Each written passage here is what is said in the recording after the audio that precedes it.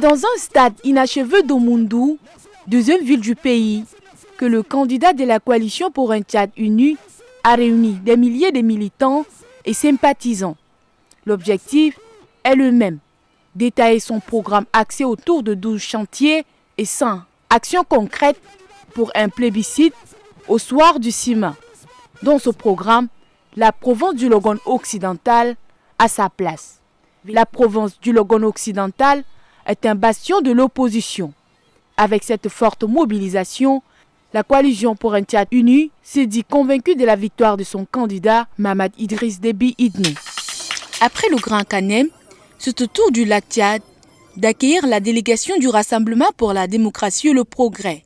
À Bagassola, les militants de la dite formation politique ont été enthousiasmés de recevoir leur leader politique. Et lui, Allahou Mahamat Taher, leur rapporte le même message. Après 3 ans de transition difficile, nous sommes arrivés au terme du calendrier qui a été tracé dès le début de la transition.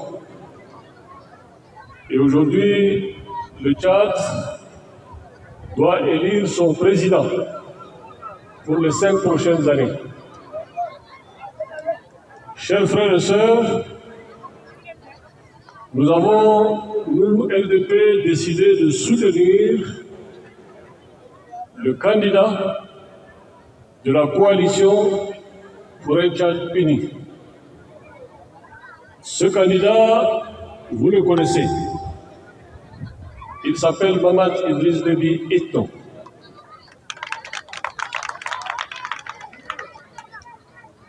La ville de Bagassola constitue la deuxième étape de cette tournée de sensibilisation qui a débuté dans le Grand Kanem. Après la province du lac Tchad, le cap sera mis sur le bar El Ghazal. Cette campagne de proximité vise à persuader les électeurs d'apporter leur soutien lors de l'élection présidentielle du 6 mai 2024 en faveur du candidat de la coalition. Pour inaugurer cette phase opérationnelle, une délégation dirigée par la coordinatrice du bureau, Fania Bakar Ahmad, a effectué une descente stratégique dans les quartiers Amriguébé du 5e arrondissement et à Farcha, dans le 1er arrondissement. Nous voulons la paix, rien que la paix. Il y a de nombreuses veuves parmi nous. Nous sommes fatigués de la guerre, des conflits communautaires et de la haine. Qu'il gagne les élections et toutes les femmes seront derrière lui. Cette incursion sur le terrain témoigne de l'engagement ardent des femmes dynamiques à mobiliser les citoyens et à les inciter à exercer leur droit de vote en faveur de Mahamat Idriss Déby Itno. Comme dans les autres villes du sud du pays où elle est passée, la délégation de l'Office national pour la promotion de l'emploi ONAPE, dirigée par son directeur Nassourdine Abakar Kessou, a organisé plusieurs activités à l'Aï dans la Tandili. Une rencontre d'échange avec les représentants des organisations des jeunes, des femmes et des personnes vivant avec un handicap pour présenter les offres de l'ONAPE, la remise d'un chèque de 27 millions de francs CFA pour financer 11 projets d'auto-emploi des jeunes, l'insertion de 18 jeunes diplômés sans expérience en stage pré-emploi et une séance de sensibilisation des chefs de canton sur le remboursement du crédit agricole accordé aux producteurs. Avec un taux de 55%, la Tandil est la dernière province en termes de remboursement du crédit agricole. Dans un communiqué du 25 avril, le président de l'Agence nationale de gestion des élections ANGE, Ahmed Bartiré, dit avoir constaté avec beaucoup d'inquiétude l'escalade verbale à laquelle se versent ces derniers jours les candidats à l'élection présidentielle du 6 mai 2024. Il appelle ces derniers à la retenue et au respect strict du code électoral et du code de bonne conduite.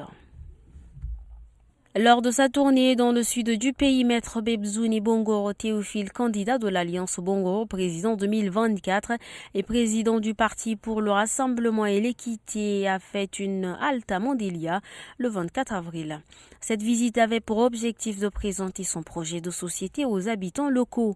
Bongoro Théophile a saisi cette opportunité pour encourager vivement la population à participer activement aux élections présidentielles prévues le 6 mai.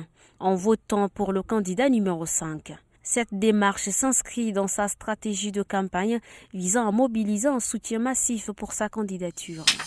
C'est dans l'optique de renforcer la coopération et le partenariat entre le Tchad et la Hongrie que l'ONG Hongrie Helps poursuit sa tournée en faisant des dons, des médicaments, des premières nécessités pour soutenir les hôpitaux. Et ce matin, c'est le centre hospitalo-universitaire de référence nationale de N'Djamena que le 5e bénéficiaire. Donc, au nom de l'ONG Hungary Helps, on est très content d'être là aujourd'hui. C'est le 5e hôpital dans lequel nous intervenons, donc dans le secteur de la santé. Et nous sommes très contents de pouvoir venir en aide à la population tchadienne et au gouvernement tchadien.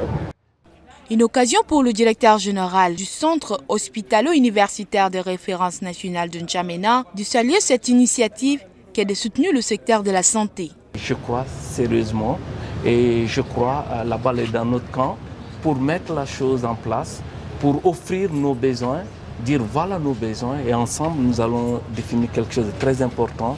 Ce n'est que le commencement et le meilleur reste à venir. Merci beaucoup pour cette coopération et nous sommes demandeurs et je suis sûr qu'on va avoir l'oreille, l'écoute pour répondre à nos besoins. Cette remise des médicaments dans certains hôpitaux de N'Djamena vient renforcer le lien de la coopération Tchad-Hongrie. Le braquage a eu lieu dans la nuit du mercredi 24 avril vers 21h. Ici, à la station ZP de Toukra. Au lendemain de la scène, la scène du crime reste encore vive. Le sol est taché de sang, le coffre-fort dévalisé, des bidons d'huile perforés par des balles. L'un des pompistes témoins de la scène raconte comment le gérant de la boutique a été tué. Ils ont voulu maintenant pousser le boutiquier pour le faire entrer dans sa boutique. Et le boutiquier a insisté à fermer aussi la boutique pour ne pas aussi le laisser entrer. C'est comme ça qu'ils l'ont lancé aussi. 2 balles derrière. Il était tombé par dedans. C'est comme ça que les malfrats ont pu maintenant entrer et fouiller les dedans. Ce n'est pas tel montant ils l'ont pris, mais ils ont ramassé quand même l'argent des boutiquiers. Les braqueurs auraient vidé la caisse avant de prendre la poudre d'escampêtre. Le montant de leur butin est inconnu pour l'instant, tout comme leur identité. Une enquête est ouverte selon les sources sécuritaires. Au moment où elle pose sa valise dans la capitale tchadienne, ADOC est une société qui pèse 20 millions de francs CFA et une pile d'expérience et d'expertise afin d'apporter une plus-value au Tchad et dans la sous-région. Si nous quittons l'extrême ouest du continent africain, qui est le Sénégal, pour venir jusqu'ici, ce n'est pas simplement pour faire du chiffre, mais bien parce que nous croyons à l'édification d'une Afrique forte, bâtie par ses propres fils. Notre présence à N'Djamena est un témoignage vivant de ce narratif d'une Afrique de vigueur qui est assurée par ses propres fils et qui donne la part belle à la coopération sud-sud. Première en Afrique de l'Ouest dans le domaine d'audit, conseil et accompagnement, l'équipe d'ADOC a longtemps travaillé avec des partenaires locaux tels que la Société des hydrocarbures du Tchad SHT qui se réjouit de l'implantation de son bureau Afrique centrale à N'Djamena. Nous avons découvert ADOC depuis 2019. Nous sommes en partenariat et la majorité de nos audits d'associations et d'audits de jointe venture chez ESSO, chez OPIC, chez PCM, Badila Mangara, chez Totco, chez Kotco ont été confiés au cabinet ADOC. C'est dire que c'est avec satisfaction que la Société des hydrocarbures du Tchad a tenu à être ici à cette cérémonie de lancement de la représentation du cabinet ADOC, non seulement au Tchad, mais en Afrique centrale. ADOC se veut porteur du nouveau narratif africain, explorant l'Afrique dans toute sa diversité et sa richesse.